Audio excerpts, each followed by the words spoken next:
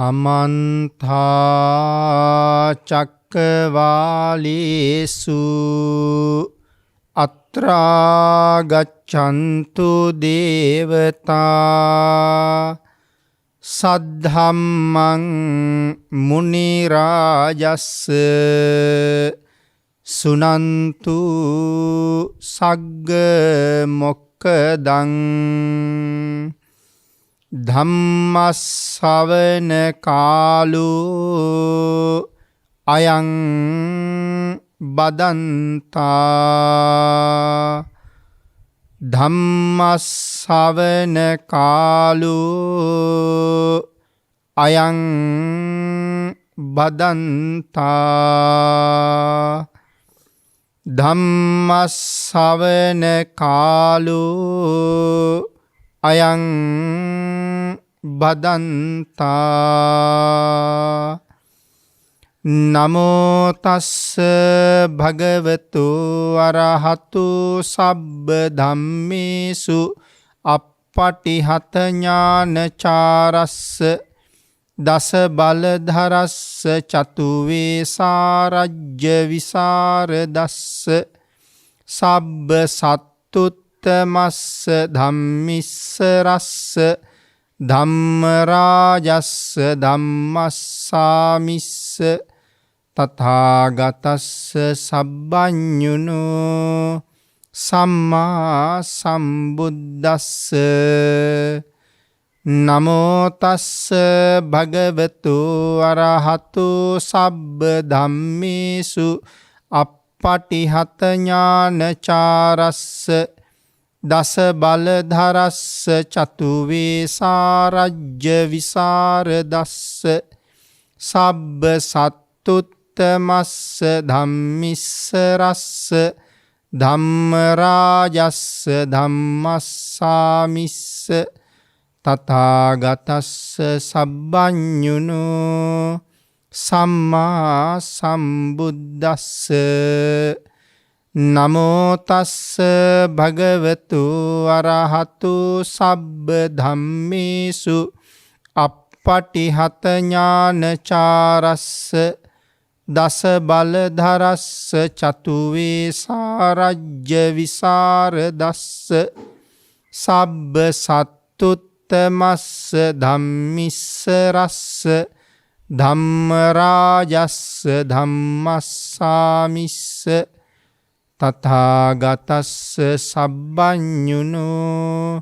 සම්මා සම්බුද්දස්ස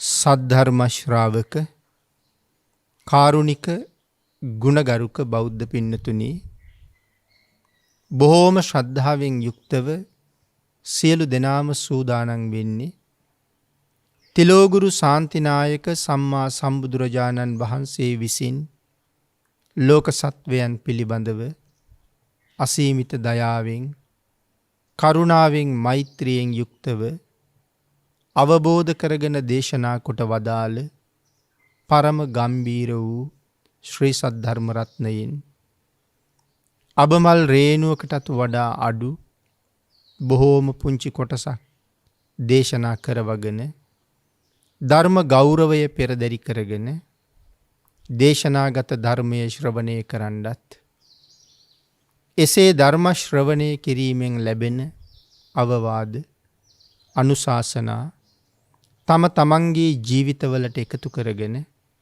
වඩාත් නිවැරදි මෙලව ජීවිතයක් සකස් කරගන්නත් නිවැරදි වුණ මෙලව ජීවිතයක් තුලින් සුගතිගාමී වූ පරලොව ආයිති භවයකින් සැනසෙන්නත් අවසානයේ ප්‍රාර්ථනා කරන බෝධියෙන් සැප සහිත ප්‍රතිපදාවෙන් ඊටම ඉක්මන් භවයක උතුම් චතුරාර්ය සත්‍ය ධර්මය අවබෝධ කරගෙන මේ සංසාරයෙන් එතර වීමේ බලාපොරොත්තුවත් ඇතුව පින්නතුනි ඒ උතුම් බලාපොරොත්තු උතුම් ප්‍රාර්ථනා ඒ ආකාරයෙන්ම මුදුන්පත් කර ගැනීම සඳහා උතුම් වූ ධර්ම දානානිසංසයත් ධර්ම ශ්‍රවණානිසංසයත් හේතු වාසනා වේවා කියලා ප්‍රාර්ථනා කරනවා. අද ධර්මදේශනාවේ මාතෘකාව හැටියට මම යොදාගන්න කල්පනා කළේ අපේ බුදුරජාණන් වහන්සේ ශ්‍රී මුඛයෙන් දේශනා කොට වදාළ ධම්මපද පාළියේ භික්ඛු වර්ගයේ සඳහන් වන උතුම් ගාථා රතනයන් දෙකක්. මේ ගාථා රතනයන් අපේ බුදුරජාණන් වහන්සේ දේශනා කොට වදාළේ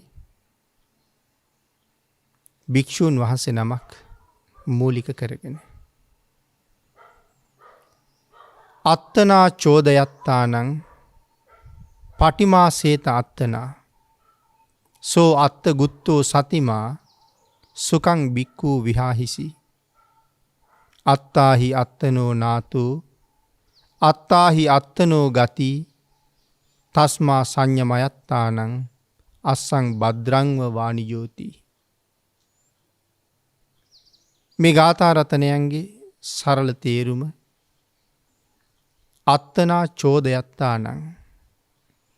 භාග්‍යවතුන් වහන්සේ දේශනා කරනවා මහණෙනි ඔබලාට චෝදනා කරගන්න.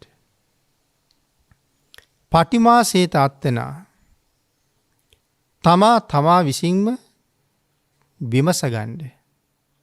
සෝ අත්ත ගුත්තෝ සතිමා සුකං භික්ඛූ විහාහිසි. සතර ඉරියව්වෙන් හැම කල්හිම සිහියෙන් ජීවත් වෙන්න. ආන්ගේ සතර ඉරියව්වෙන් සමකල්හි සිහියෙන් ජීවත් වෙන කෙනා නිර්භය වෙච්ච කෙනෙක්, නිර්භයව ජීවත් වෙන කෙනෙක්. සුකං භික්ඛූ විහාහිසි, ඒ භික්ෂුව සැපසේ ජීවත් වෙනවා. දෙවැනි ගාථා රත්නයෙන් සඳහන් කළා අත්තාහි අත්තනෝ නාතු, තමන්ට සරණ වෙන්න. අත්තාහි අත්තනෝ ගති, තමාට පිහිට වෙන්න. තස්මා සංයමයත්තානං, තමා විසින් තමාව දමනය කරගන්න.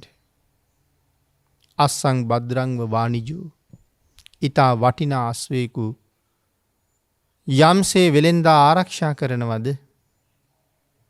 තමා විසින් තමාව රැකගන්න කියලා දේශනා කළා. මම සඳහන් කළා භික්ෂුන් වහන්සේ නමක් අරමුණු කරගෙනයි මේ කාරණාව දේශනා කළේ කියලා. අපේ බුදුරජාණන් වහන්සේ වැඩ ඉන්න කාලේ සවැත් නුවර ඊටාම දුප්පත් පුද්ගලයෙක්. බොහෝම වැරහැලි ඇඳුම් ඇඳගෙන නගුලකුත් කරේ දාගෙන කුඹුරට යනවා. ඊටාම දිලිඳු ජීවිතයක් ඔහුට තියෙන බව ඔහුගේ ඇඳුමෙන් පැළඳුමෙන් හොඳටම පේනවා. ඇඟෙන් පතිනුත් ඒක පේනවා. ඉතින් මේ භික්ෂුන් වහන්සේ කල්පනා කළා අනේ මේ අහිංසක පුද්ගලයා ජීවිතේ පවත්වන්න කොච්චරනම් දුක් විඳිනවද? දහ දුක් විඳ අවුවේ වේලෙමින් වැස්සට තෙමෙමින් මේ ගෙවන ජීවිතයට වඩා මොහුට හොඳ නැද්ද මහණ වුණොත්? එහෙම හිතලා මේ පුද්ගලයාට කතා කරලා අහනවා පුරුෂය, ඔබ ඔය ගෙවන දිලිඳු දුක්ඛිත ජීවිතයට වඩා වටින්නේ නැද්ද පැවිද්ද ඔබට? නිදහසේ ආධ්‍යාත්මික සුඛ විහරණය වෙනුවෙන් කටයුතු කරගෙන සතර පායෙන් අත මිදෙන්න කටයුතු කරගන්න ඒ මහානකම ඔබට හොඳයි නේද කියලා. ඔහු සඳහන් කළා ස්වාමීනි, පැවිදි වෙන්න තියෙනවා නම් කොච්චර දෙයක්ද? නමුත් මං වාගේ දිලින්දේ කවුද ස්වාමීනි පැවිදි කරන්නේ කියලා. ඒ වෙලාවේ සඳහන් කළා එයි මම ඉන්නේ. මම ඔබව පැවිදි කරන්නම්. ඒ පුද්ගලයාත් ඒ මොහොතේම අය කාගෙන්වත් අවසර ගන්න නිවසට යන්න ඒ කිසි කාරණාවකට යෙදුනේ නැහැ. ඔහු එහෙම්මම හැරුණා භික්ෂුන් වහන්සේත් එක්ක. ජේතවනාරාමෙටම ගියා. ඒ භික්ෂුන් වහන්සේ තමන්ගේ අතින්ම ඔහු නෑවුවා. පිරිසිදු කළා. කෙස් රැවුල් බෑවා. ජේතවනාරාම මළුවේදීම උන්වහන්සේ ඔහුව පැවිදි කළා. පැවිදි කරන වෙලාවේ ගලවලා තියපු ඔහුගේ පරණ වැරහැලි ඇඳුම් ටිකයි කරේ දාගෙන හිටපු නගුලයි මළුව කෙරවලේ ගහක එල්ලුවා. දැන් ටික දවසක් බොහොම කැමැත්තෙන් පැවිදි ජීවිතේ පැවිදි කෘත්‍ය කරගෙන ගියා. හැබැයි වැඩි කාලයක් ගියේ නෑ. ඔහුට පැවිදි ජීවිතය පිළිබඳව කලකිරිලා නැවත ආපහු ගිහි ජීවිතයටම යන්න හිතෙනවා. ඒක සමහර වෙලාවට බොහෝ පැවිදි වෙච්ච අය මුණ දෙන අත්දැකීමක්. සිවුරු තියලා යන්නමයි හිතෙන්නේ. දැන් සිවුරු ඇරලා යන්න කියලා හිතලා ඇඳුම් හොයනවා. හැබැයි ඇඳුම් හම්බුනේ නෑ. මොහුට ඇඳුම් දෙන්න කවුරුවත් නෑ. අන්තිමට තීරණය කළා පරණ ඇඳුම් ටික ගහේ එල්ලලා තියෙනවා. ඒක ඇඳගෙන යනවා කියලා. එහෙම කල්පනා කරලා දවසක් ඒ ගහ ළඟට ගියා. ගහ ළඟට ගිහිල්ලා අර ඇඳුම් ටික ගන්න හිතාගෙන උඩ බැලුවා. ඒ උඩ බලලා ඒ පරණ ඇඳුම් දකින්නකොට ඔහුට මතක් වුණා ඒ පරණ ජීවිතේ හෝදලා පිරිසිදු කරගෙන නැති මේ වැරහැල්ල ඇඳගෙන අව්වේ බිමේ වේලි වේලි තමන් විඳපු දුක මේ දවස්වල අව්වට වැස්සෙන් රැකවරණයක් ඇතුව කොලී වැඩට යන්නේ නැතුව සදහැවතුන් දෙන සිව්පසේ පරිහරණය කර කර මේ ගෙවන ජීවිතයේ නිදහස් බව තමන්ටම තමන් අවවාද කරගත්තා. ලැජ්ජ නැති පුද්ගලයා. උඹ විඳපු දුක මතක නැතුවද ආයෙත් මේ වැරහැල්ල ඇඳගෙන ඒ දුකට යන්න හදන්නේ. ආපහු හැරිලා ගියා. හිත හදාගත්තා. ආයෙත් ටික දවසක් හොඳින් කටයුතු කළා. හැබැයි වැඩි දවසක් නෑ. ආයෙත් අර කලකිරීම ආවා. දැන් ආයෙත් යනවා ගහ ළඟට. අර වැරහැල්ලයි නගුලයි දිහා බලනවා. අතීතේ මතක් වෙනවා. ආපහු යනවා. දැන් මෙහෙම දවස් කීපෙන් කීපෙට මේ ගහ ළඟට යනවා ආපහු යනවා. ගහ ළඟට යනවා ආපහු යනවා. දැන් මේ භික්ෂූන් වහන්සේ මෙතෙන්ට ඇවිල්ලා ගිහිල්ලාම දැන් ගහ ළඟට පාරක් හැදිලා. උන්වහන්සේ හඳුන්වන්නේ නංගුල කුල කියලා. උන්වහන්සේගේ නම නංගුල කුල භික්ෂුව. දැන් අනික් භික්ෂූන් වහන්සේලා දවසක් අහනවා එවත්නි නංගුලය හැමදාම අර ගහ ගාවට යනවා එනවා. දැන් ඔබම ගිහිල්ලා එතෙන්ට පාරක් හැදිලා කියලා. ඇයි හැමදාම එතෙන්ට යන්නේ කියලා ඇහුවා. උන්වහන්සේ සඳහන් කරනවා ස්වාමීනි ගුරුන් දකින්න යනවා කියලා. දැන් එතන ඉඳලා හාමුදුරුවෝ විහිළු කරනවා. නමුත් උන්වහන්සේ සඳහන් කළේ මේ පරණ වැරහැලි ඇඳුමයි මේ නගුලයි තමයි කමටහන.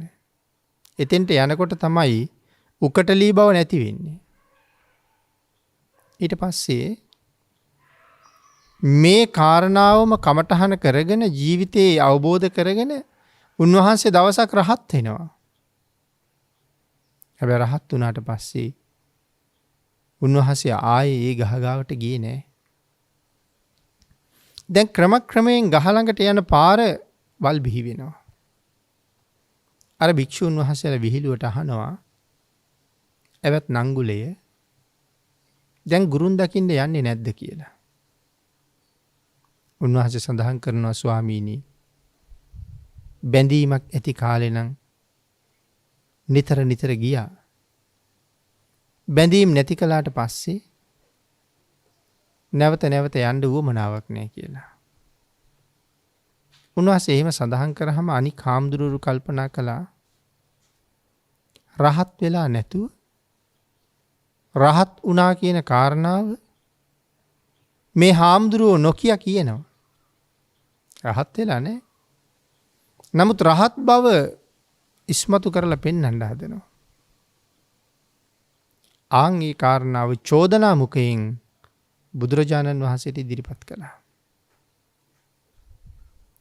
හැබැයි ඉතින් ඒ චෝදනා මුඛයෙන් කාරණාව භාග්‍යතුන් වහන්සේට ඉදිරිපත් කරන කොටත් අපේ බුදුරජාණන් වහන්සේ ඒ භික්ෂූන් වහන්සේලාට සඳහන් කළා මහණෙනි මගේ පුතා රහත් නොවි රහත් වුණා කියලා හඟවනව නෙමෙයි. හැබෑවටම බැඳීම් නැති කරලා සව් කෙලෙස් නැසලා සසරින් එතර වෙලාමයි තමන් එතර වුණා කියලා කියන්නේ කියලා. ආන්ගේ කාරණාව මූලික කරගෙන තමයි අපේ බුදුරජාණන් වහන්සේ අනික් භික්ෂූන් වහන්සේලාට අවවාද කරන්න අපි මුලින් මාතෘකා කරගත්ත ගාථා රත්නයෙන් දේශනා කොට වදාළේ. අත්තනා චෝදයත්තානං පටිමාසේත අත්තනා. අපි මතක් කළා තමන්ට චෝදනා කරගන්න කියලා.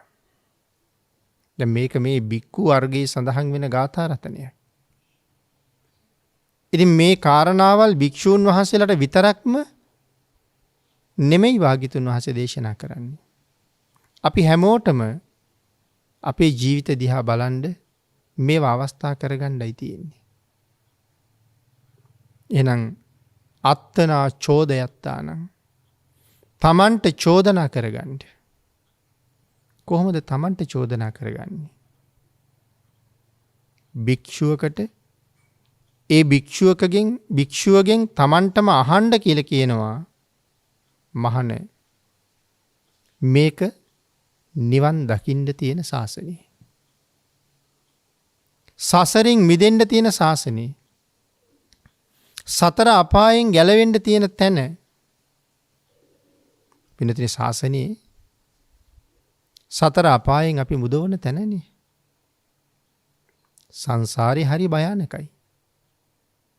සසර භයානකයි කියන වචනය ධර්මදේශනාවල් වලින් ඔබ ඕන තරම් අහලා තියෙනවා ඒ බව දන්නවා. හැබැයි සසර භයානකයි කියලා ඇහුවා මිසක් හුඟක් දෙනා මේ සසර කොහොම භයානකද කියන කාරණාව දන්නේ නැහැ. අහලා තියෙනවා. කොහොමද ඒක වෙන්නේ කියලා දන්නේ නැහැ. නමුත් ධර්ම දේශනාවල් වල ඒ ගැන කරුණු බොහෝමයක් පැහැදිලි කරලා තියෙනවා. මේ සංසාරේ කොච්චර භයානකද? සතර අපායේ කොයිතරම් දුක් සහිතද? ඒ දුක මෙච්චරයි මෙපමණයි කියලා වචන වලින් පැහැදිලි කරලා ඉවර කරන්න බෑ පින්නතුනි කවදාවත්. ලෞතර සම්මා සම්බුදුරජාණන් වහන්සේ සර්වඥතා ඥාණයෙන් දැකලා මනාව අවබෝධ කරලා ප්‍රත්‍යක්ෂ කරගෙන තමයි ලෝක සත්වයාට මේ කරුණු දේශනා කරලා තියෙන්නේ. නිරය කොයිතරම් භයානකද? තිරිසන් ලෝකේ කොයිතරම් භයානකද? പ്രേත ලෝකේ කොයිතරම් භයානකද? තිරිසනෙක් වෙන්න ලැබුණොත් කියලා හිතන්න.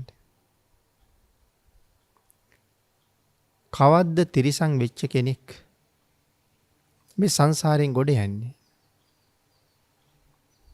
කවදාම හරි දවසක් එළඹෙයි. ඔබත් මමත් මේ සංසාරේ තිරිසන් නූණ නෙමෙයිනේ. අපිත් ඕන තරම් වාරවල තිරිසන් වුණා. නමුත් බලන්නකෝ මේ තිරිසන් අපායේ තියෙන දුක. ගවයෙක් මොන තරම් දුක් විඳිනවද? කොච්චර වැඩ කරනවද? අවුවේ බිමේ වැස්සේ පින්නේ සීතේ විඳින දුක්ඛන්දරාව නිමක් තියෙනවද? මරන්න ගෙනියනකොට කාලයක් තිස්සේ මිනිස්සු වෙනුවෙන් තමන්ගේ ගතේ ශක්තිය යොදලා බැරි ගෙහුනහම මස් මඩුවට අරන් යනවා. සමහර වෙලාවට වැස්සී වස්සයි දෙන්නම එක්ක යනවා. අම්මා මරණ දිහා දරුවා බලාගෙන ඉන්නවා. දරුවා මරණ දිහා අම්මා බලාගෙන ඉන්නවා. ගෙදරින් යනකොටත් මරන්න ගෙනියන බව හොඳට දන්නවා.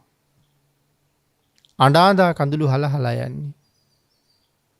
නමුත් ගෙදර අයගෙන් අහන්නද මං ඔබලාට මෙච්චර කළා. අහවල් දරුවා ලොකුුණේ මගේ කිරි වලින්. අහවල් ළමයි ඉගෙන ගත්තේ මගේ කිරි විකුණලා. උඹලා පෝෂණය වුණේ ඒ කිරි කාලා. අන්තිමට මෙහෙමද කරන්න කියලා අහන්න හැකියාවක් නැහැනේ. කඳුළු හලහලා යන්න තියෙන්නේ. කාටද දුක කියන්නේ? ආන්ගේ නිසා එහෙම විඳින දුක් කන්දරාවේ නිමකුත් නැහැ. වයසට ගිහිල්ලා විතරකුත් නෙමෙයි. ගෙදර අයට වාහනයක් ගන්න වෙච්චාම ඒ අයට බොහෝම සැප පහසුවෙන් ගමන් බිමන් යන්න වාහනයක් ඕනේ. ඒ වාහනේ වෙනුවෙන් ගවයෝ කීප දෙනෙක් ජීවිතෙන් වන්දි ගෙවන්න වෙනවා.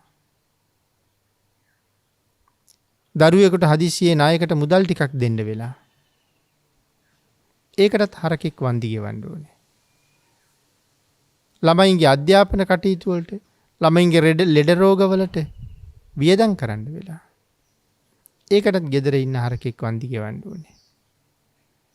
එළු, කුකුල්ලු මේ ආදී නොයෙක් සත්තු ඌරු ඒ ගෙවන දුක්ඛිත ජීවිත ඒ පිළිබඳවම හිතලා කල්පනා කරන කෙනෙකුට ඒක හොඳට තේරෙනවා. එහෙම නැත්තම් දුකයි කියවට පින්නතුනේ ඔක දැනෙන්නේ නැහැ. නමුත් පින් කරන්නත් බෑ. අකුසල් කර ගැනීම විපාක. කොහෙන් පින් කරන්නද? කුසලයක් නැති නිසා, සීලයක් නැති නිසා කවදනම් මිදෙන්නද තිරිසන් අපායේ? කාලාන්තරයක් ගිහිල්ලා අකුසල් හීන වෙලා පෙර කුසල් ඉස්මතු වෙලා නැවත වතාවක් සුගතියකට එනවා. නමුත් ඉතින් සමහර තිරිසන් ආත්ම අකුසල් හීන වෙනව නෙමෙයිනේ. එන්නෙන් අකුසල්ම වැඩි වෙනවනේ. සත්තු අල්ලගෙනමයි තමනුත් ජීවත් වෙන්නේ. ප්‍රාණඝාතමයි ඔවුනුත් කරන්නේ. නිරයෙන් නිරයට මිසක් සුගතියට යන්න කොහෙද පාරක්? ඔබ හිතන්න මේ ජීවිතෙන් පස්සේ ඔබ තිරිසනෙක් වුණොත් මොනවා වෙයිද කියලා. ආන් එහෙම නොවෙන්න තමයි බුදුරජාණන් වහන්සේ දේශනා කළේ සීලයක් රැකගන්න කියලා. මෙහි ජීවත් වෙන අය මැරිලා උපදින්නේ කොහෙද? ආන්ගේ උපදින තැන තීරණය කරන්නේ සීලය.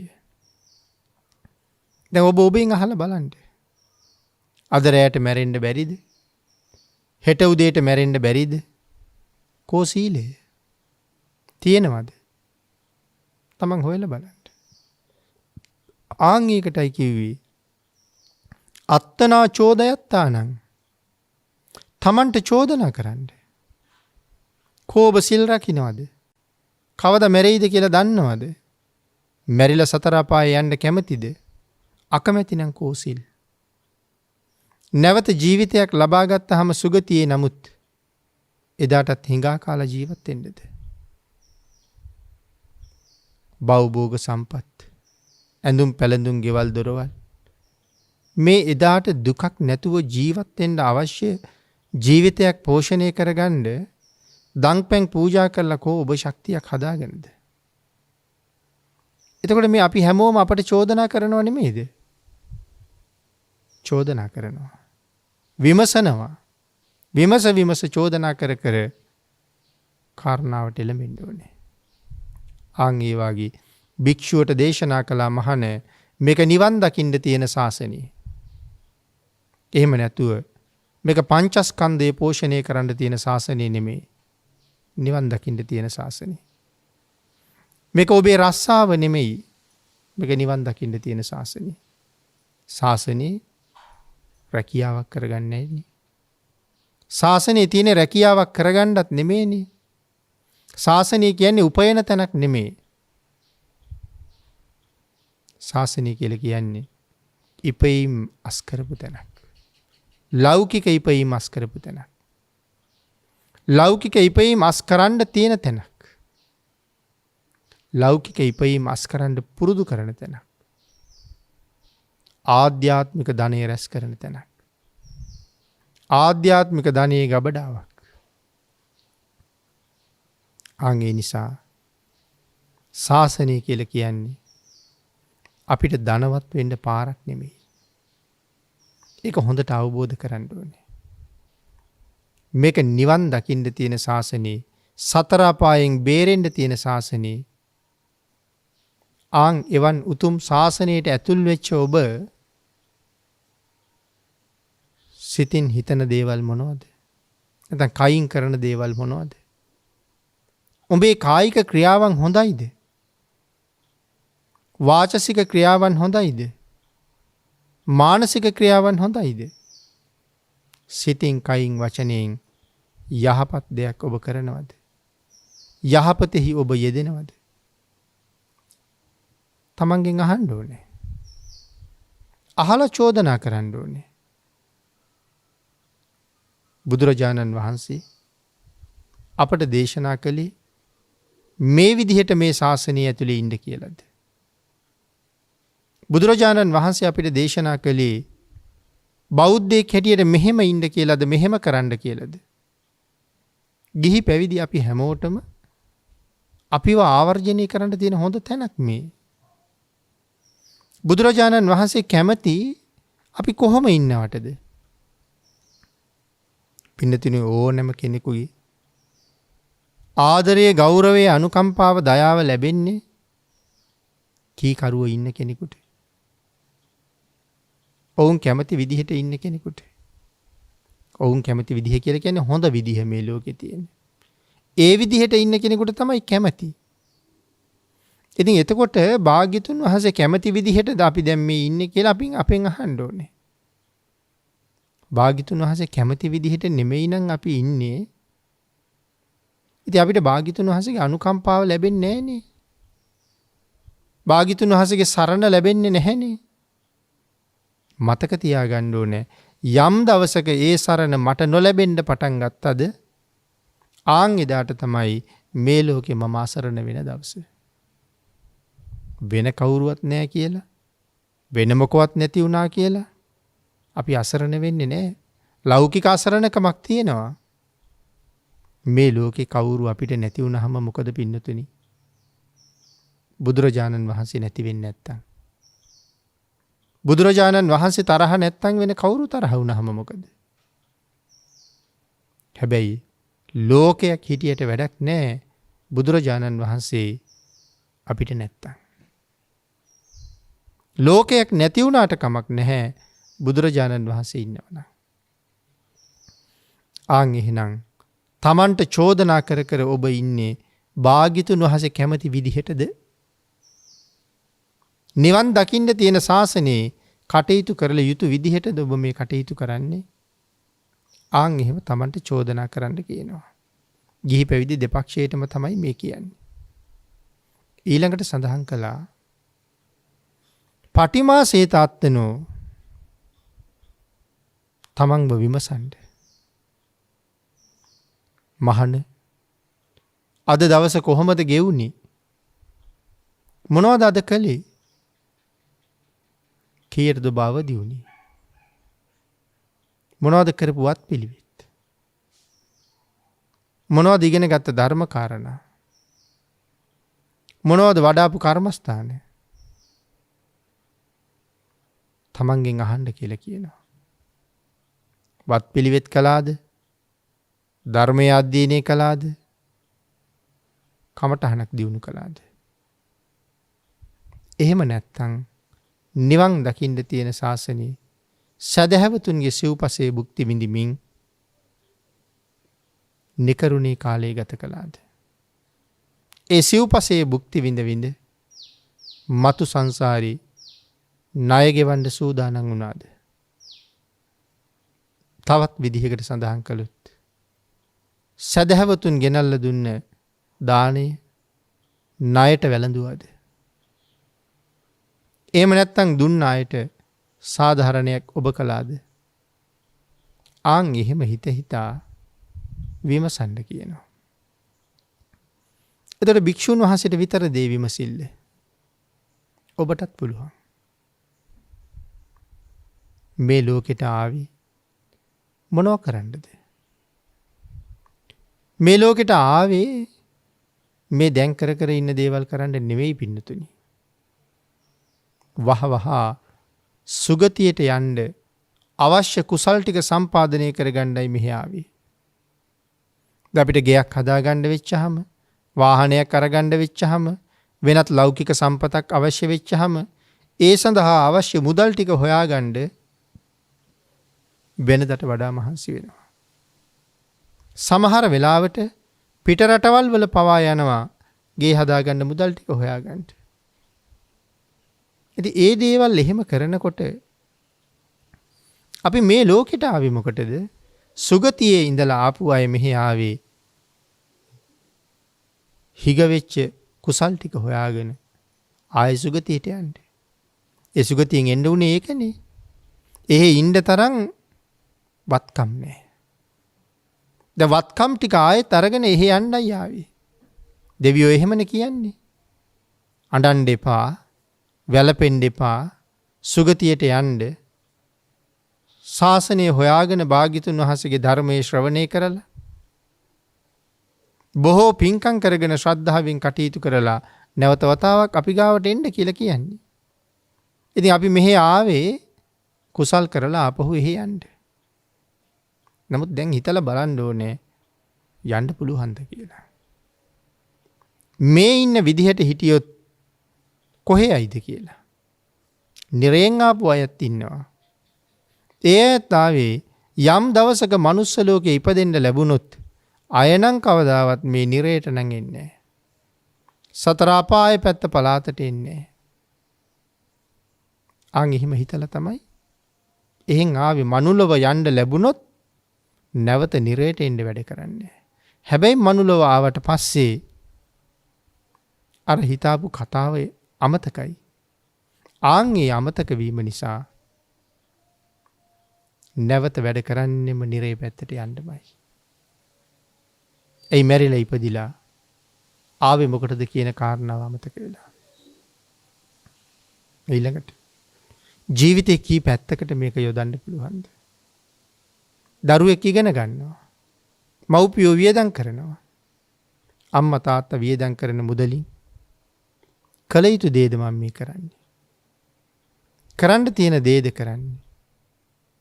මේ මුදල් නාස්ති වෙන්නේ අවශ්‍ය දෙයටද අනවශ්‍ය දෙයටද? මං වෙනුවෙන් වැය වියදම් කළාට මං කරන්නේ කරගත යුතු දේද? මෙහෙම විමස තමන්ට චෝදනා කරගන්නකොට කොයි තරම්නම් තමන්ගේ ජීවිතේ වෙනසකට භාජනය කරන්න අවස්ථාව ලැබෙනවද? යථාර්ථය ගැන හිතන්න අවස්ථාව ලැබෙනවද? ඒකයි සඳහන් කළේ අත්තනා චෝදයත්තාන. තමන්ට චෝදනා කරන්න. පටිමාසේත අත්තනා. තමන් විමසන්ඩ. සෝ අත්ත ගුත්තෝ සතිමා. හැම වෙලාවෙම සිහිය ප්‍රඥාව යොදවන්ට. සිහියෙන් ප්‍රඥාවෙන් අප්‍රමාදීව කටයුතු කරන්න. පින්නතුනි සිහිය ප්‍රඥාව නැති තැන කවදාවත් අපිට කුසල් වඩන්න බැරුව යනවා. සත්වයා ස්වභාවයෙන්ම අකුසලයට බරයි. සත්වයා ස්වභාවයෙන්ම අකුසල් ගතයි. ගඟ ගලන්නේ පහළට වගේ පුද්ගලයාගේ චිත්ත සංතානයේ පාපේ පැත්තටම ගලාගෙන යනවා. වේගෙන් යන්නේ ඒ පැත්තට. උඩුගම් බලා යන්න අමාරුයි. ආන් ඒ නිසා අපි හැම වෙලාවෙම සිහිය තියෙන්න ඕනේ, ප්‍රඥාව තියෙන්න ඕනේ. කොහාටද යන්නේ? මොනවද කරන්නේ? කල යුත්තේ මොකද්ද? නොකල යුත්තේ මොකද්ද? විය යුත්තේ මොකද්ද? නොවිය යුත්තේ මොකද්ද? සිහියෙන් ප්‍රඥාවෙන් විමසලා බලන්න ඕනේ. ඒ කාරණාව හරියටම තීරණය කරගෙන අප්‍රමාදී වෙන්න ඕනේ. ඒ කියන්නේ මොනවටද අප්‍රමාදී වෙන්න ඕනේ? කුසල් කරන්න අප්‍රමාදී වෙන්න ඕනේ. මිනිස්සු අකුසලයට ප්‍රමාදී නෑ. අකුසලයට අප්‍රමාදයි. කුසලයට තමයි ප්‍රමාද. නමුත් දේශනා කළේ කුසලයට අප්‍රමාද වෙන්න. අප්‍රමාදය කියලා කියන්නේ මේ ලෝකේ තියෙන ලොකුම පින්කම. සඳහන් කළා මූල ගන්ධයන් අතර කළුවැල් වල සුවඳ බොහොම උසස්. සාර ගන්ධයන් අතර සඳුන් සුවඳ බොහොම උසස්. පුෂ්ප ගන්ධයන් අතර දෑසමන් සුවඳ ඉතාම උසස්. සප්ත මහා ගංගාවන්ට ගලන ගංගාවන්ට සාගරයේ උසස්. සියලු ගංගා සාගරයට යන්නේ. දෙපා සතුන් අතර විශේෂයෙන් මිනිසුන්ට සක්විති රජු උසස්. මේ විදිහට කරුණු දක්වලා අන්තිමට සඳහන් කළා සසරින් මිදෙන්න බලාපොරොත්තු වෙන උන්ට සුගතියෙන් සුගතියට යන්න බලාපොරොත්තු වෙන අයට අප්‍රමාදය උසස්. සියලු පුණ්‍ය ධර්මයන් අතර අප්‍රමාදී තියෙන ඉතාම උසස් තැනක. මොකද හැම පිනකටම අප්‍රමාදී විය යුතුයි. හැම පිනකටම අප්‍රමාදී විය යුතු නම් ඒ අප්‍රමාදී බවින් තොරව අපිට කළ හැකි වෙන කිසි කටයුත්තක් නෑ. ඒකයි හැම පිනකටම අප්‍රමාදී විය යුතු නම් වහවහ කළ යුත්තේ අප්‍රමාදී බවමයි. යෙදිය යුත්තේ අප්‍රමාදීමයි. ඊළඟට දේශනා කළා මේ අප්‍රමාදී බව සියලුම කුසල ධර්මයන්ට මුලයි. ප්‍රමාදී පුජ්‍යලයට පින්නතුනි කුසල් වැඩෙන්නේ නෑනේ. ඔහු කම්මැලි. හැම වෙලාවෙම කුසලයෙන් ඈත් වෙනවා. හැබැයි අකුසලයෙන් ඈත් වෙන්නේ නෑ. අකුසලයට බරයි. අකුසලයට උනන්දුයි. කුසලයට බොහෝම මන්දකාමී. යමෙක් අප්‍රමාදීව කුසල් සම්පාදනය කරනවා නම් සතර ඉරියව්වෙම ඔහු යහපත්ව ජීවත් වෙන කෙනෙක්. ඔහු හැම ඉරියව්වක්ම යහපත් විදිහට පවත්වනවා. මේ ශාසනයේ අප්‍රමාදය කොච්චර වටිනවද? ආන්ගේ නිසා දේශනා කළා 45 අවුරුද්දක දේශනා කළ මුළු බුද්ධ වචනයම අප්‍රමාදී කියන වචනය තුල කැටි කරන්න තරම් සුදුසුයි කියලා. ඒ සියල්ලම කැටි කරලා අරගෙන පරිනිර්වාණ මංචකේ සැතපීලා භාග්‍යතුන් වහන්සේ දේශනා කොට වදාළි. ආමන්ත්‍යාමි වූ වය ධම්මා සංඛාරා. මහණෙනි සංස්කාර ධර්මයන් අනිත්‍යයි. අප්‍රමාදේන සම්පාදේත. බහවහ අප්‍රමාදීව කුසල් සම්පාදනය කරගන්න කියලා. බලන්න අප්‍රමාදී කොච්චර වටිනවද? ආන් එහෙනම් සිහියෙන් ප්‍රඥාවෙන් අප්‍රමාදීව කටයුතු කරන පුද්ගලයා ඉඳගෙනත් හිටගෙනත් ඇවිදිමිනුත් නිදමිනුත් සිහියෙන්ම කටයුතු කරනවා. ආන්ගේ සතර ඉරියව්වෙන්ම සිහිය පවත්වන පුද්ගලයා මරණයට බය නැති කෙනෙක්. දේශනා කළා සුඛං බික්ඛු විහාහිසි. ඒ භික්ෂුව බොහොම සුවසේ ජීවත් වෙනවා. ඒ කොහොමද සුවසේ ජීවත් වෙනවා කියලා කියන්නේ? ඒ භික්ෂුව සුවසේ ජීවත් වෙනවා කියලා සඳහන් කළේ උන්වහන්සේට කවදා කොතන අපවත් වුණත් ඒක උන්වහන්සේට දුකක් නෙමෙයි. මේ දේවල් කරගන්න තිබුණනේ මට කරගන්න බැරි වුණානේ කියලා පසුතැවිල්ලක් නැහැ. ජීවිත කාලය තුල කළ හැකි යම් ප්‍රමාණයක් තිබුණා නම් අප්‍රමාදීව ඒ ප්‍රමාණය කරලා තියෙනවා. තව කරන්න දේවල් ඕන තරම් තියෙනවා. නමුත් කළ යුතු කළ හැකි ප්‍රමාණය කරගෙන තියෙනවා. කළ හැකි කියනවට වඩා කළ යුතු ප්‍රමාණය කරගෙන තියෙනවා. සතර අපායෙන් මිදලා සුගතියට යන්න අවශ්‍ය ප්‍රමාණය සම්පූර්ණ කරගෙන තියෙනවා. ඉතින් ඒ නිසා බයක් නැහැ. නමුත් ඊතුරු ප්‍රමාණයත් සපුරමින් ඉන්නවා. නමුත් අද මැරුණත් දැන් මැරුණත් දුගතියක නොයන්ඩ හොඳ විශ්වාසයක් තියෙනවා.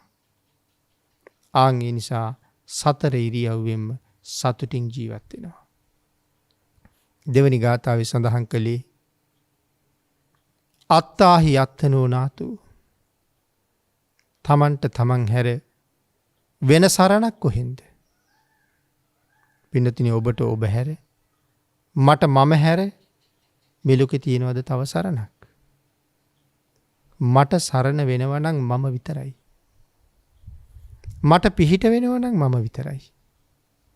වෙන කාටද මට පිහිට වෙන්න පුළුවන්? හොඳට හිතලා බලන්න. වෙනත් පිහිට වෙන්න කෙනෙක් ඉන්නවද කියලා? එක තැනක සඳහන් කළේ ධම්මං විනා නත්ති පිතාච මාතා තමේව තානං සරණං පතිට්ඨා තස්මාහි බෝකිච්ච මඤ්ඤප්පහාය සුනාත ධාරේත චරාත ධම්මේ කියලා. ධම්මං විනා ධර්මයේ හැර නත්ති පිතාච මාතා අපිට මවෙක්වත් පියෙක්වත් නැහැ. එහෙම සඳහන් කළේ ඇත්තටම අපි ඕපපාතිකයි දෙතකොට. ඒක නිසා නෙමෙයි එහෙම සඳහන් කළේ. අපි වෙනුවෙන් අම්මා යමක් කරනවා නම් සීමාවක් තියෙනවා. තාත්තට කළ හැකි සීමාවක් තියෙනවා. මේ ලෞකික ජීවිතයේ කන්න බොන්න අඳින්න පළඳින්න ඉගෙන ගන්න ඔක්කොම ඒගොල්ලෝ කරලා දෙයි. අපේ පින්නතුන් කියන්නකෝ අම්මට පුළුවන් ද අපිව සුගතියට යවන්න? තාත්තට පුළුවන් ද අපිව සුගතියට නිවනට යවන්න? ඒක කරගන්න වෙන්නේ මම තනියම. නමුත් අවශ්‍ය සහ විය යුත්තේ එයමයි. මොන සැප සම්පත් තිබ්බත් වැඩක් නෑනේ. මැරිලා යන්නේ නිරේට නම්. නිරයෙන් මිදෙන්න කටයුතු කරන්න ඕනේ මම. මව්පියන්ට පුළුවන් සුදරෙදි අන්දවල මාව ගෙනහිල්ලා සිල් ගන්න කියලා තියලා එන්න. නමුත් සිල් රකින්නවද කියන එක මල් ළඟ තියෙන කාරණාවක් නේ. මව්පියන්ට බෑනේ මට සිල් රැකවන්න. මව්පියන්ට බෑනේ මන් ලව්ව භාවනා කරවන්න. මගේ හිත වඩවන්න මව්පියන්ට බෑනේ. ශ්‍රද්ධාවෙන් යෙදීම තුල මගේ හිත වැඩෙන්න ඕනේ. ඒකට මගේ උවමනාව තියෙන්න ඕනේ. ඒකයි සඳහන් කළේ ධම්මං විනා නත්ති පිතාච මාතා. ධර්මයේ හැර මවෙක් පියෙක් මෙලව උපන් සත්වයාට නෑ සතර පායෙන් මිදෙන්න. තමේව තානං සරණං පතිට්ඨා. තමන් උත්සාහ කරන්න ඕනේ. ඒ සරණ මත පිහිටලා කටයුතු කරන්න. ආන් එකයි මෙතන සඳහන් කළේ අත්තාහි අත්තනෝ නාතු. තමන්ට තමන් හැර වෙන කවුද? ඊළඟට සඳහන් කළා අත්තාහි අත්තනෝ ගති. තමන්ට කාගේ සරණක්ද? තුනුරුවන් සරණ හැර මේ ලෝකේ වෙන සරණක් නැහැනේ පින්නතුනි. තියෙන හොඳම සරණ තුනුරුවන්ගේ සරණ. ආන් ඒ නිසා තුනුරුවන්ගේ සරණ ලබන්න සුදුසු කෙනෙක් බවට පත් වෙන්න ඕනේ. තුනුරුවන්ගේ සරණට මැදි වෙච්ච කෙනෙක් බවට පත් වෙන්න ඕනේ. තුනුරුවන්ගේ සරණ මත යැපෙන කෙනෙක් වෙන්න ඕනේ. ඒ සරණ යත මත යැපෙන්න ඕනේ. දැන් අපි එහෙනම් කල්පනා කරන්න කෝ මට සරණක්, කෝ මට පිහිටක්. දැන් අපි කතා කළා ලෞකික දේවල් වල අපට සරණක් පිහිටක් නෑ කියලා. ගෙවල් දොරවල් යාන වාහන ඉඩකඩම් වතු පිටි හැම දෙයක්ම තියේවි. නමුත් මම අසනීප වෙච්චාම ඒ ගෙවල් දොරවල් යාන වාහන වලට මං මිනිහ මුකුත් කරන්න පුළුවන්ද? හිතලා බලන්න. මොනවද මං වෙනුවෙන් කරන්න පුළුවන් කියලා? යාන වාහන නතර කරපු තැන්වල තියෙනවා. ගෙවල් දොරවල් ඒ තැන්වල තියෙනවා. දරුවෝ මල්ලු පැත්තක බලාගෙන ඉන්නවා. සල්ලි මිල මුදල් ආච්චුවේ තියෙනවා. මම විතරක් දුක් විඳිනවා. අර කාටවත් ඇවිල්ලා මගේ දුක ගන්න පුළුවන්ද? බෙදා ගන්න පුළුවන්ද? ඒ මුකුත් කරන්න බෑ. ආන් ඒක නිසා එදාට මට තියෙන එකම සරණ මා විසින් කරගත්ත කුසල ධර්මයන්ගේ සරණ. ඉතින් අකුසල ධර්මයන්ගේ සරණක් නැහැනේ. තියෙනව නිරේටමයි. එතකොට දැන් බයක් තියෙන්නේ නිරේනි ගැනනේ. දැන් නිරේන් මිදෙන්නයි ඕනේ. කුසලයේ සරණයි තියෙන්නේ. තුනුරුවන්ගේ සරණයි තියෙන්නේ. යමෙක් හරියටම තිසරණ මත පිහිටලා නම් ඔහුටත් තියෙන්නේ මේ ලෝකේ පුදුම රැකවරණයක්. මහා සමය සූත්‍රයේ නම් සඳහන් කළේ යමෙක් හරියටම බුදුන් සරණ ගියා නම් නතේ ගමිස්සන්ති අපාය භූමි යන්නේ නෑ අපායට කියලා. ඉතින් එතකොට කෙනෙක් හිතන්න පුළුවන් තෙරුවන් සරණ ගියහම ඇද්ද? පන්සල් රකින්න ඕනේ නැද්ද? තෙරුවන් සරණ ගිහිල්ලා ප්‍රාණඝාතය කළොත් ඒත් නිවනට නැත්තම් සුගතියට යනවද? එහෙම කතාවක් නෙමෙයි පින්නතුනි මේ කියන්නේ. නැත්තම් මේවා වරද්දා ගන්න පුළුවන්. යමෙක් හරියටම තිසරණෙහි පිහිටියා නම් ඒ පුජ්‍යලයා කවදාවත් බුදුරජාණන් වහන්සේට විරුද්ධ වැඩක් කරන්නේ නැහැ. හරියට තිසරණෙහි පිහිටපු නිසා. ඒකයි මේ සඳහන් කරන්නේ. එහෙනම් තෙරුවන් සරණ ගියපු කෙනා පස්පව් වලින් වළකිනවා. ඒ ශ්‍රද්ධාව නිසා. භාග්‍යතුන් වහන්සේට තියෙන ගෞරවය නිසා. මේ බුදුරජාණන් වහන්සේ එපා කියලා තියෙන දේවල් අපි කරන්න හොඳ නැහැ කියලා හිතනවා. ආන් එහෙම හිතලා තමන්ට සරණක් තමන්ට පිහිටක් ජීවිතයට එකතු කරගන්නවා. තස්මා සංයමයත්තානං අස්සම් භද්‍රංව වානිජෝති. තස්මා සංයමයත්තානං තමා විසින් සංවර වෙන්න. තමා තුළ ස්වයං විනයක් ජීවිතය ඇති කරගන්න. කොයි වගේද සඳහන් කරනවා? අස්සං භද්‍රංව වානිජෝ. වෙලෙන්දෙක් ගාව ඉන්නවා මිලෙන් ඊටාම අධික අශ්වයෙක්.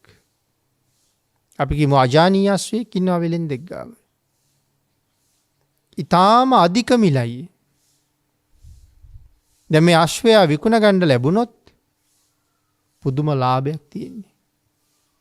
හැබැයි දැන් ඒ අශ්වයා කොච්චර රකින්න ඕනේද? දවසකට 3 වතාවක්වත් නාවනවා. බෙහෙත් ගල්වනවා. වෙලාවට කවනවා පොවනවා. පෝෂණය කරනවා හොඳට. හොඳට පෝෂණය කරනවා. එයි ඒ අශ්වයා ලෙඩ වුණොත් වැඩක් නැහැනේ. අන්න ඒක හින්දා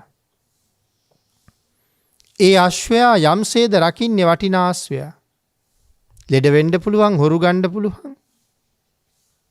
ඒ හින්දා වටිනා අශ්වයා ජීවිතේ වගේ රකින්නවා. ආන් ඒ වෙලෙන්දට ඒ අශ්වයා යම්සේ වටිනවද? මේ සංසාර කතරේ පරම දුර්ලභ වූ මනුස්ස ජීවිතයක් ලැබිච්ච, සම්මා දිට්ඨික මනුස්ස ජීවිතයක් ලැබිච්ච වෙලාවේ මට මගේ ඒ ජීවිතේ වටින්න ඕනේ. ඒ අශ්වයාට වඩා වටින්න ඕනේ. දුගතියෙන් බේරලා සුගතියට යොමු කරගන්න. දැන් ඔබ ඔබෙන් අහලා බලන්න. ඒ අශ්වයාට වඩා හොඳට ඔබ රකින්නවද කියලා. වෙලෙන්ද අශ්වයා රකින්නට වඩා හොඳට ඔබ ආරක්ෂා කරගන්නවද කියලා. ඔබ ආරක්ෂා කරගන්න ඕනේ අකුසල් වලින්. හිතන්නකෝ ගෙදර තියෙන රත්තරන් රකින්න කොච්චර මහන්සි වෙනවද? ගෙදර තියෙන මුතුමැණික් රකින්න කොච්චර මහන්සි වෙනවද? අලුතෙන් අරගත්ත වාහන රැකගන්න කොච්චර මහන්සි වෙනවද? ඉතින් ඔය ලෞකික සම්පත් රකින්න දරන වෑයමෙන් 100න් කොච්චරක්ද මේ ආත්මය රකින්න ඔබ කැප කරලා තියෙන්නේ? සතර පායෙන් මිදෙන්න කැප කරලා තියෙන්නේ කොච්චරක්ද? එහෙම හිතලා බලන්න. ආන් එතකොට වැටහෙනවා. මං කොපමණක් මා වෙනුවෙන් කරලාද කියලා. සමහර අය යුතුයකම් කරනවා. සමාජයට පුදුම යුතුයකම් කිරීමක් කරන්නේ. හැබැයි අනුන්ට කරලා බලහම Tamanට කරගත්ත කිසි දෙයක් නැහැ. වැඩක් තියනවද? මුලින් Tamanට යමක් කරගෙන ඊට පස්සේ අනුන්ට සාධාරණයක් කරන්න වීරිය වඩන්න. හැබැයි Taman යම් පදනමක් මත පිහිටන්න. ඒ පදනම මත ඉඳගෙන අනික් ටික ගොඩ නගන්න. අන්‍යයන්ටත් පිහිට වෙන්න. හැබැයි Tamanට පදනමක් නැතුව අනුන්ට කරන්න යන අවවාදයේ කිසිම තේරුමක් නැහැ. ඒකේ හරබර බවක් නැහැ. එහෙම හිත තමන්ව විමසමින් තමන්ට චෝදනා කරමින් තමන්ට තියෙන එකම සරණ මොකක්ද කියන කාරණාව ගැන හොඳ අවබෝධයෙන් හැම වෙලාවෙම උත්සාහ කරන්න නිරන්තරයෙන් පවට නැමෙන පවට දුවන තවම සංවර කරගන්න බැරි වෙච්ච මගේ හිත පරිස්සම් කරගන්න. මේ ඉන්ද්‍රියන් තාම අකුසලයේ පැත්තට දුවනවා වැඩි. ඇහැ ගත්තත්, කන ගත්තත්, දිව ගත්තත් මේ පංච ඉන්ද්‍රිය දුවන්නේ අකුසල් පැත්තට. නමුත් අපිට වීරිය තියෙන්න ඕනේ. අපිට හික්මීම තියෙන්න ඕනේ. අකුසලයට දුවන හිත කුසලයට නංව ගන්න. උඩුගම් බලා හරවන්න. ආන් එහෙම තේරුම් අරගෙන කටයුතු කරනවා නම් යමෙක් ඔවුන්ට කියනවා ඥානවන්තයෝ කියලා. ඔවුන්ට කියනවා වීර්යවන්තයෝ කියලා. ඔබ උත්සාහ කරන්න ඥානවන්තයෙක් වෙන්න. ඔබ උත්සාහ කරන්න වීර්යවන්තයෙක් වෙන්න. ඔබ උත්සාහ කරන්න සසර දිනන කෙනෙක් වෙන්න. අපායට පිටුපාන කෙනෙක් වෙන්න. සුගතියට මුහුණලා නිවනින් සැනසෙන්න යන්න පුළුවන් වීර පුරුෂයෙක් බවට පත් වෙන්න උත්සාහ කරන්න. තුනුරුවන්ගේ ආශිර්වාදයෙන් ඒ සඳහා ශක්තිය, ධෛර්යය, වාග්ය, වාසනාව ඔබට නොඅඩුව ලැබේවා කියලා ආශිර්වාද කරනවා. පින්නතුනි, අද මේ උතුම් ධර්ම දේශනාවේ දායකත්වයේ දරනු ලබනවා අමරතුංග පවුලේ සියලු දෙනා සහ සවිඳු වගේම සදෙව් කුමාරගේ යන අය විසින්. උතුම් අරමුණ හැටියට සිහිපත් කරනවා හොරණ හන්දු පැල්පල පදිංචිව සිට 2020 ජනවාරි 25 වෙනි දින පරලොව සැපත් වන්නට යෙදුණු විශ්‍රාමලත් පාඨශාලාචාර්ය සෝමපාල අමරතුංග පියාණන්ගේ දෙවර්ෂ පූර්ණ ගුණානුස්මරණයේ පිණිස මේ උතුම් ධර්ම දානමේ පින්කම සිදු කරනු ලබන අතර මෙයින් ජනිත වන මහා කුසල ධර්මයන් එතුමාණන්ටත් 2020 මැයි මාසයේ 8 වන දින පරලොව සැපත් වන්නට යෙදුණ කේ.ඒ. අමරතුංග මෑණියන්ටත් 2021 පෙබරවාරි මාසේ පරලොව සැපත් වන්නට යෙදුණ ඒ මේරි නෝනා නැන්දනිය ඇතුළුව පරලොව සැපත් පින් බලාපොරොත්තු වන සියලු ඥාති හිත මිත්‍රාදීන්ටත් මේ පින් අනුමෝදන් වේවා. භව ගමන සැපවත් වේවා. ආසන්න භවයකදීම උතුම් නිර්වාණ මාර්ගයේ පූර්ණේ පිණිස මේ කුසල් හේතු වාසනා වේවා. සුජීවත්ව සිටින සියලුම ඥාති හිත මිත්‍රාදීන්ටත් මේ කුසලයේ නිර්වාණ අවබෝධයේ පිණිසම හේතු වේවා. ගෞරවනීය දේශකයන්න් වහන්සේටත් මේ පුණ්‍ය ධර්මයන් නිවන සඳහාම හේතු වේවා කියලා අපටත් ආශිර්වාද කරලා තියෙනවා. අමරතුංග පවුලේ පින්වත් පිරිස පින් අනුමෝදන් කළ සියලු දෙනාටම පින් අනුමෝදන් වේවා. ආශිර්වාද කළ සියලු දෙනාටම රත්නත්‍රී ආශිර්වාදයෙන් නිදුක් නිරෝගී භාවයේ චිරජීවනයේ සැලසේවා. ඊ타ම ඉක්මන් භවයක ඊ타මත්ම කෙටි කාලයකින් සැප සහිත ප්‍රතිපදාවකින් උතුම් චතුරාර්ය සත්‍ය ධර්මය අවබෝධ කරගෙන සංසාරයෙන් එතර වෙන්න මේ සියලු පුණ්‍ය ධර්මයන් හේතු වාසනා වේවා කියලා ප්‍රාර්ථනා කරනවා. ආකාසට්ඨා ච බුම්මට්ඨා දේවා නාග මහිද්దికා පුඤ්ඤන්තං අනුමෝදිත්වා චිරං රක්ඛන්තු ලෝක සාසනං දේවෝ වස්සතු කාලේන සස්්‍ය සම්පatti හේතුච පීතෝ භවතු ලෝකෝ ච රාජා භවතු ධම්මිකෝ දේශක්ඛයෝ